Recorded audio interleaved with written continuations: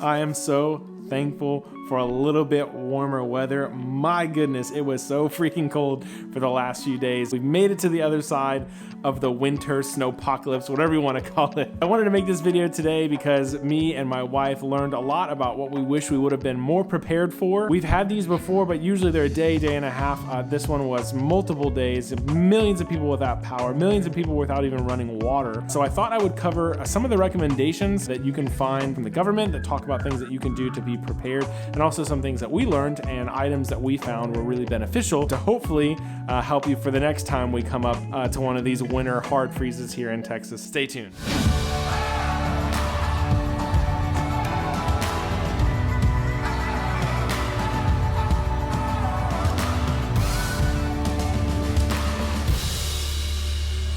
Whew.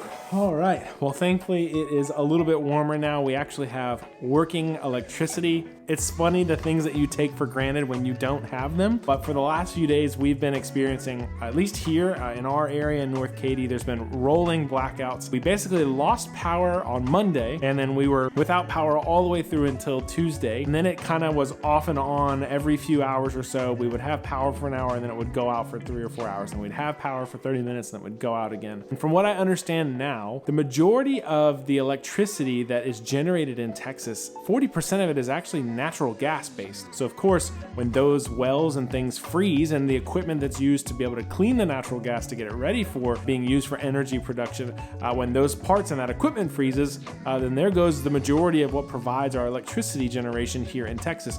Not to mention you have wind, and those turbines were frozen, and then we even have nuclear power and those plants were shut down. Right there, you're talking about 60% of our energy production was basically gone for the last few days during this winter storm Uri. That's the reason why we haven't had power, but thankfully we've got it back now. From the last update I've seen from ERCOT, which is who kind of controls and regulates electricity in Texas, it basically said they're not going to have any more rolling blackouts. We are back to normal. There's no need to conserve electricity anymore. That is definitely good news. So now all of my equipment works, so I can make this video for you. So let's talk about some of the safety things that we can keep in mind when we're preparing for power outages or for loss of water. So the first thing is that food that is kept in a refrigerator can typically last for about 4 hours without electricity. But once the temperature of the refrigerator rises above 40 degrees, typically that's when food will begin to spoil. If it smells bad, and if it does, or if it looks like it's rotted, then definitely don't eat it. Make sure that you throw it away. Food will actually last for a few hours in the refrigerator as long as you're not opening it constantly. The freezer, if it is already full of food items, it'll actually stay cold for about 48 hours. And one of the things that we did is we actually took items from our fridge because we knew that it was gonna lose power and that it was gonna start spoiling. We actually put it in an ice chest, and then we put that ice chest outside. It's a free freezer at that time. When there's a winter storm, you have a freezer. The whole outside is a freezer for you. Also make sure that you have plenty of soap and hand sanitizer and disinfectant, at least 60% alcohol.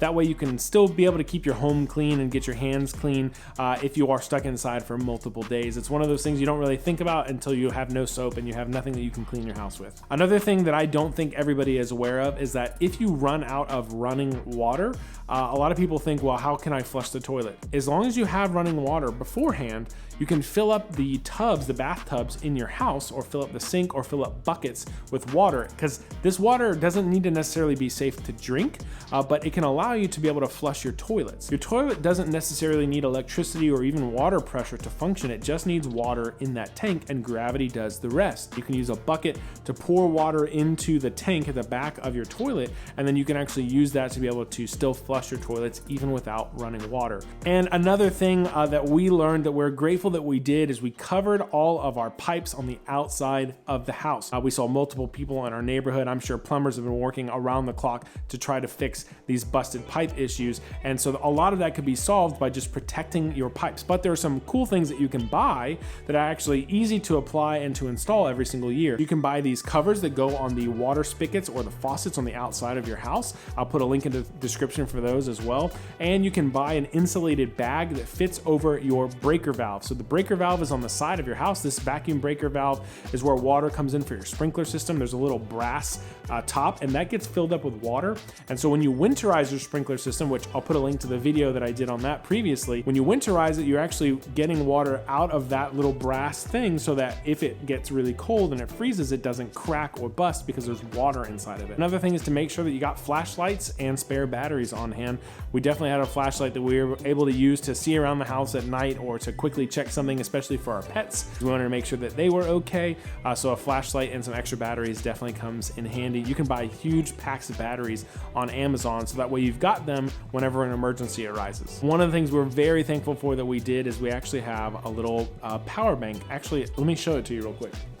All right, so if you're not familiar with what one of these are, this is actually a power bank. The cool thing is that you basically charge this up, and it's got ports here, and so you can actually plug in multiple devices. So this actually allowed us to recharge both of our phones. It allowed us to recharge our iPad. We didn't really have cell signal. Whenever the power would go out, it was like our cell service went away. This was cool because just in case one of those messages came through, just in case we needed to communicate with a family member or check on anybody, it can provide like multiple recharges of a few devices. I have another light, which I'm actually using behind me. It's a portable light, and so that was battery powered as well. So we actually recharged that through this power bank, and then we were able to have light. We could walk around the house. It's like an LED light, so it would light up the house at night. You don't realize how often you use electricity until you hit light switches. As a reflex, you walk into the dark, you hit a light switch. We had some candles, so we lit those, we put those around the house, and then we had this little LED light that we could walk around with as well. So definitely recommend getting a power bank. They're not that expensive. I'll actually put a link in the description to this one or one that's very similar to it, but I think it was like $60 maybe. There's newer ones that can provide more power. There's bigger ones. You can actually, and I'll put a link, there's actually a company called Goal Zero that provides power banks in sizes like all the way up to like ice chest sized. And so you can even plug in things like laptops, you can plug in light sources, any kind of thing you want to power with them. And the cool thing about the Goal Zero ones is you can actually buy solar panels, and you can connect those solar panels to power that power bank.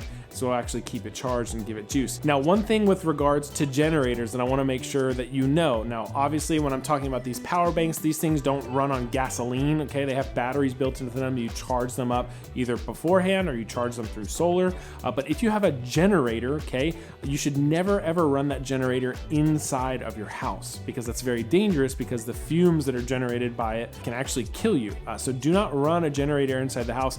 Run it outdoors, and make sure that it's about 20 feet away from windows, because again, you don't want those fumes getting inside of your house if they come through the windows. Do not run a vehicle, don't turn the engine on and leave it running inside of your garage, and especially don't sit inside of it, because what actually unfortunately happened is people have lost their lives because this creates toxic fumes. So you never want to run your vehicle inside the garage with all the doors shut, because that can be very, very hazardous. I know that some people were outside in their driveway here in our neighborhood running their engines for their car so they could power devices, and that's definitely something that could work for you. As long as you've got your vehicle turned on outside, then you're not going to be in danger of creating toxic fumes for you and your family inside of your house. One thing that I actually would recommend is, rather than the day or 2 days before an emergency happens running to the store and stocking up with a whole bunch of food, what this unfortunately creates is it creates panic, it creates chaos, and it causes stores to be wiped out of all their items because everybody rushes to buy a whole bunch of stuff all at once. Try just buying a little bit at a time